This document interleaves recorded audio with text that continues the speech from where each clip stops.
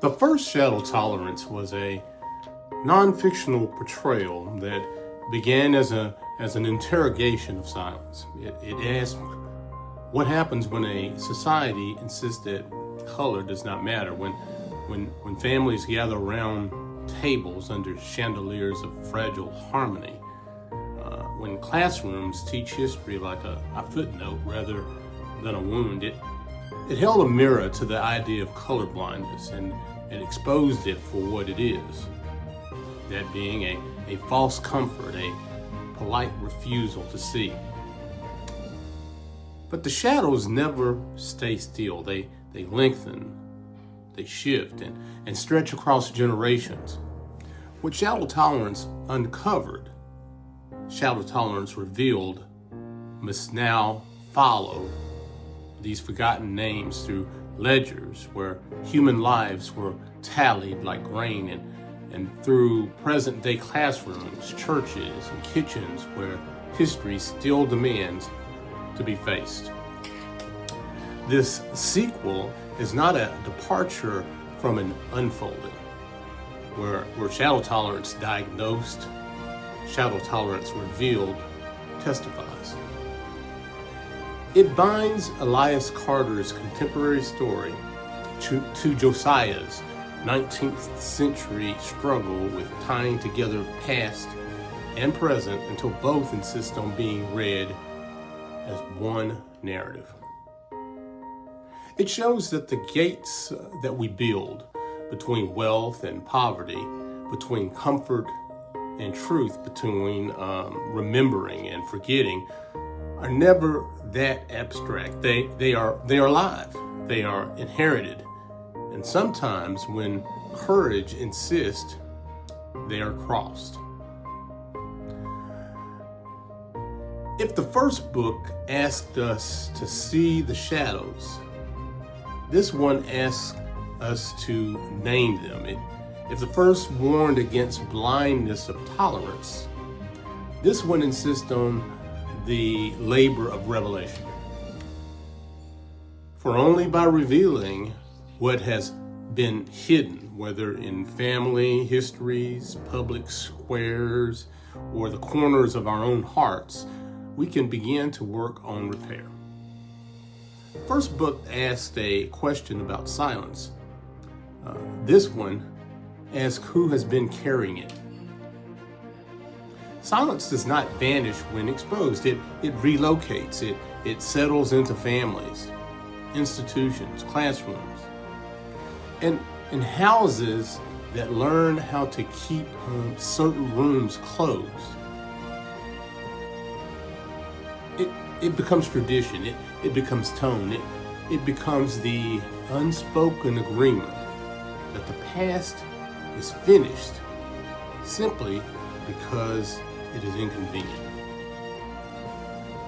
But history is not obedient.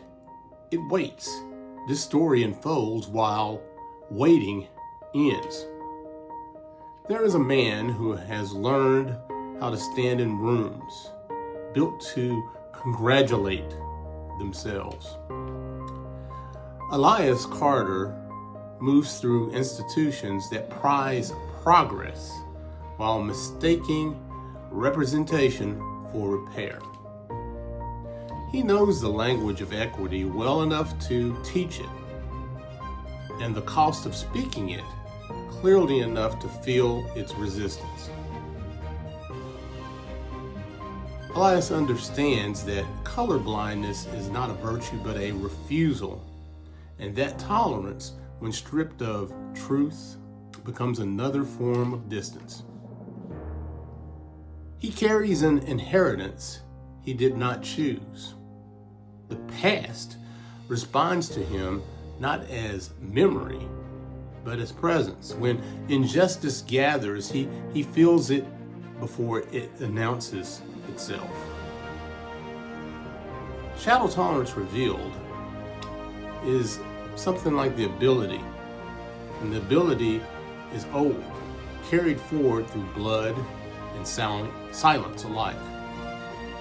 It does not make him powerful, it makes him responsible. He stands at a gate, he did not build. Asked to decide whether knowledge heals or only exposes what was never meant to survive daylight. There's a woman who was raised among records and rituals, among stories told carefully and truths handled gently. Anna Carter understands how history is curated, what is framed, what is archived, and what is quietly placed where no one thinks to look.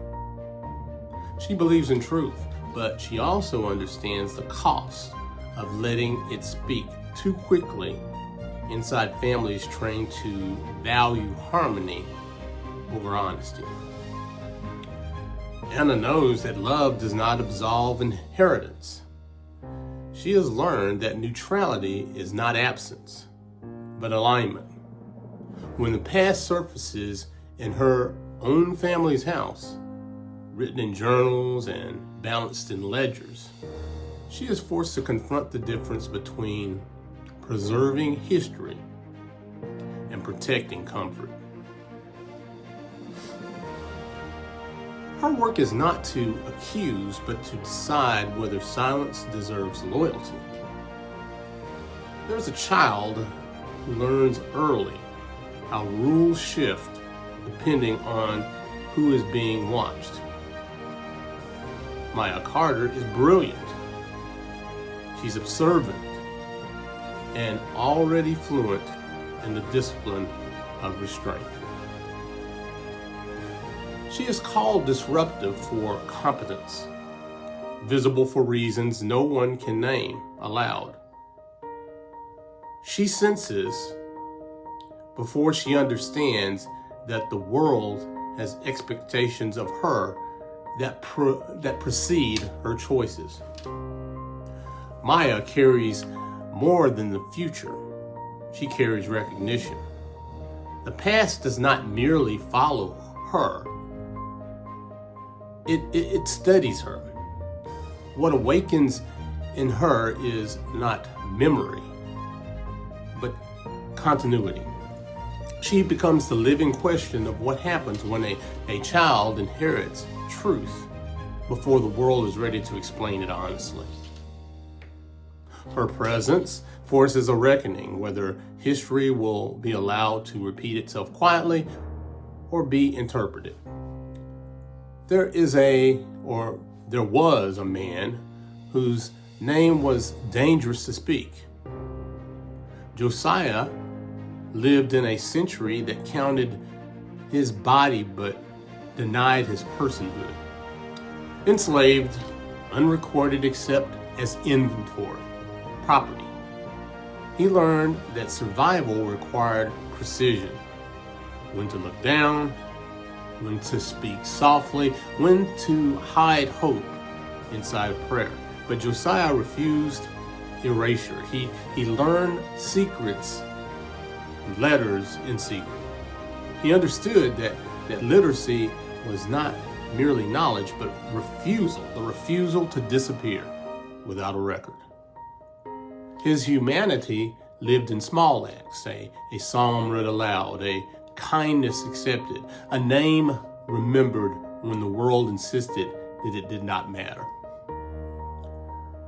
What Josiah could not know was that his defiance would not end with him, that the lineage he helped create would inherit not only his blood, but the unfinished consequences of a system that was designed to forget him. Shadow Tolerance revealed there was a woman who learned obedience before she learned courage. Margaret lived within the protections and prisons of privilege, taught the language of Scripture, propriety, and restraint. Yet, when she saw injustice up close, silence became impossible to reconcile with faith. Margaret's rebellion was quiet and therefore dangerous. A basket of food, a a lesson taught behind closed doors, a journal hidden where truth might survive even if she could not speak it aloud. She recorded what the society she lived in insisted should remain unnamed. She loved to cross a boundary enforced by violence. She wrote when speech was forbidden, and in doing so, she left behind a record the future would be forced to confront. These lives do not unfold separately. They converge. What begins in fields of silence resurfaces in classrooms, in courtrooms, in attics, in school offices, in family tables lit by chandeliers that mistake themselves for sunlight. The gates built to protect comfort reappear as policies, traditions, and language that insist they do not see.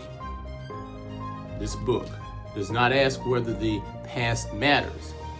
It shows how it waits.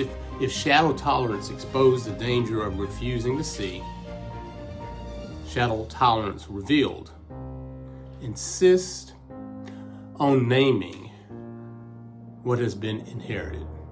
It follows the path of memory through bloodlines and buildings. Revealing how this injustice survives not through hatred alone, but through silence carefully maintained. The shadows have never been gone. The names have always existed. The only question now is whether they will continue to be carried quietly or spoken aloud. The story continues. The shadows still speak, and the names, once silenced, will be spoken aloud.